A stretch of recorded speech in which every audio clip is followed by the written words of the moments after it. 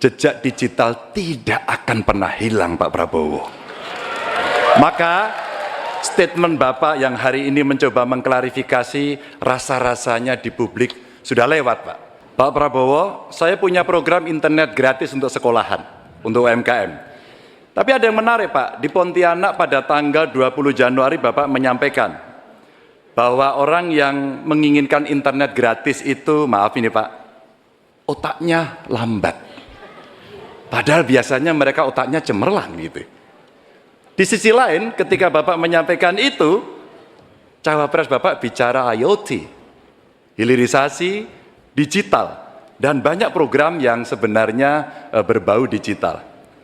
Padahal Pak, dengan internet gratis dan coveragenya bagus, ini bisa mengatasi kesenjangan. Data pendidikan, kesehatan, kemiskinan, hampir semuanya ada.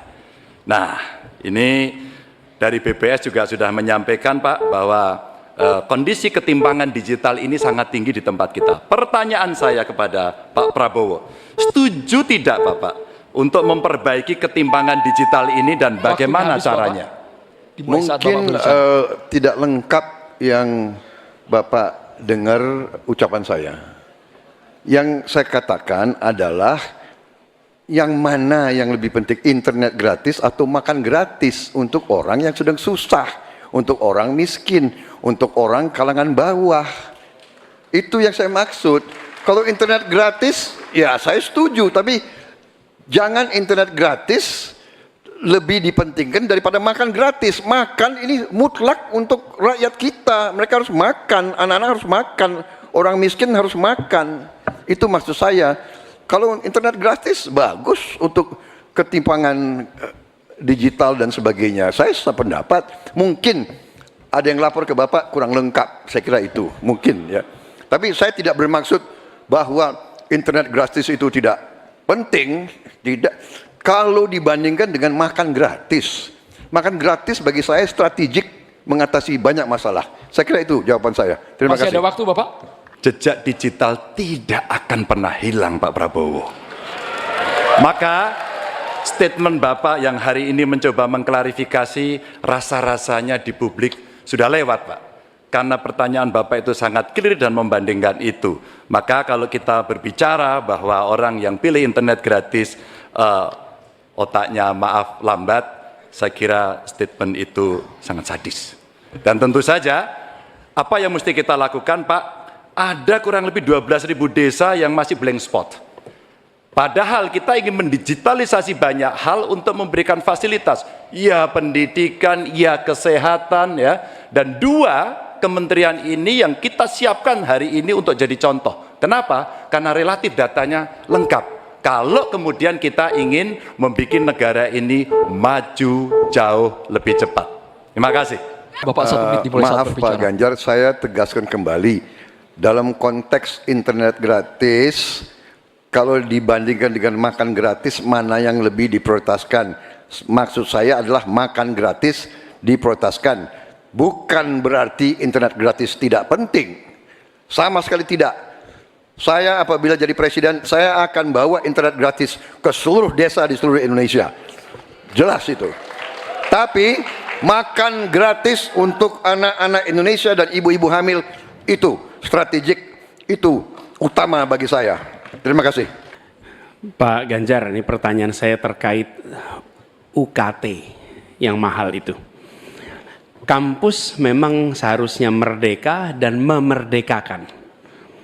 Dan kampus merdeka itu baik, tapi bukan berarti merdeka untuk menaikkan ongkos.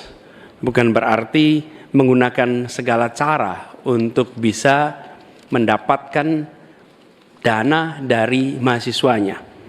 Nah, belakangan kita mendengar fenomena ini. Bahkan ada yang kesulitan membayar UKT sampai harus malah dianjurkan untuk menyelesaikan lewat pinjol. Nah, bagaimana pendapat dan pandangan Pak Ganjar melihat problem pendidikan tinggi di Indonesia ini? Silakan Pak Ganjar. Ya. Yang pertama, hentikan liberalisasi pendidikan. Hentikan hari ini. Berikanlah kepada para mahasiswa kita proporsi yang benar. Kenapa Ganjar Mahfud punya program satu keluarga miskin, satu sarjana, agar mereka tidak direpotkan pada persoalan ini. Dan Pak Anies tadi betul, ikhtiar para mahasiswa hari ini agar dia tetap bisa sekolah adalah ngutang. Dan pinjol ternyata menjadi problem, dan saya sepakat, kami diskusi beberapa waktu lalu dengan para mahasiswa di Jogja, ini menjadi cerita utama. Pak Ganjar, apa kemudian yang bisa kita dapatkan ketika kemudian kita harus memacu diri agar nasib kami jauh lebih baik? Karena kami tidak bisa mendapatkan akses yang mudah di situ. Saya ingin mengangkat kembali sebenarnya.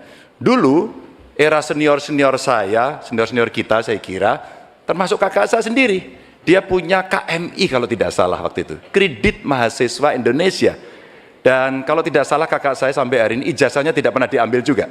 Karena itu dia lulus menggunakan kredit yang sangat murah, diberikan skim oleh pemerintah, dan modelnya seperti Yarnen, bayarnya setelah panen. Panennya apa? Ketika dia sudah lulus. Maka liberalisasi yang mesti dihentikan ini, menurut saya mesti juga diimbangi dengan proporsionalitas kepada mana yang mampu dan mana yang kurang mampu. Yang kurang mampu mesti mendapatkan intervensi dari pemerintah, dan tentu saja apa yang mesti dikerjakan oleh perguruan tinggi pun dia harus bisa menunjukkan bahwa UKT ini dengan klaster-klaster pembiayaan seperti ini diperuntukkan untuk kalangan yang memang sesuai dengan strata mereka. Begitu. Ya, terima kasih. Bagus Pak Ganjar. Kami teruskan. Jadi kami melihat pendidikan tinggi sebagai supplier pembentukan kelas menengah Indonesia. Negara harus menempatkan pendidikan tinggi itu sebagai eskalator sosial ekonomi.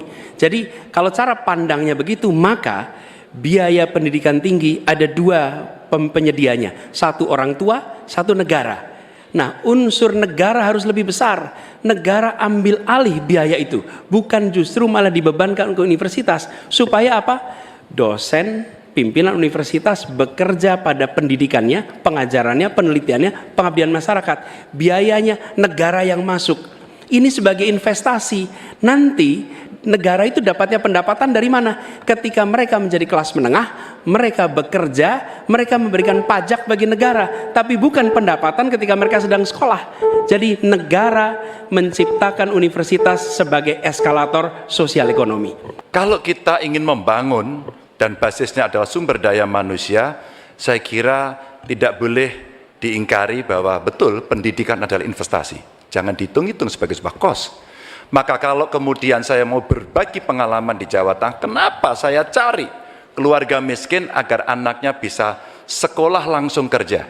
Kami mulai dari SMK karena alhamdulillah kami mampu untuk mengcover itu. Ada SMK Jateng, mereka sekolah 3 tahun dan lulus. Kami ingin tingkatkan ini. Kemana? Ke perguruan tinggi. Agar mereka kemudian bisa jauh lebih baik lagi. Dengan cara itu, ruang-ruang publik kehadiran negara, khususnya dalam bidang pendidikan inilah yang bisa kita berikan kepada mereka. Hari ini yang kita tuju adalah bagaimana kebijakan ini berpihak kepada yang lemah. Apakah itu si miskin, apakah itu kelompok perempuan, apakah itu penyandang disabilitas, sehingga mereka bisa mendapatkan akses pendidikan tinggi dengan murah.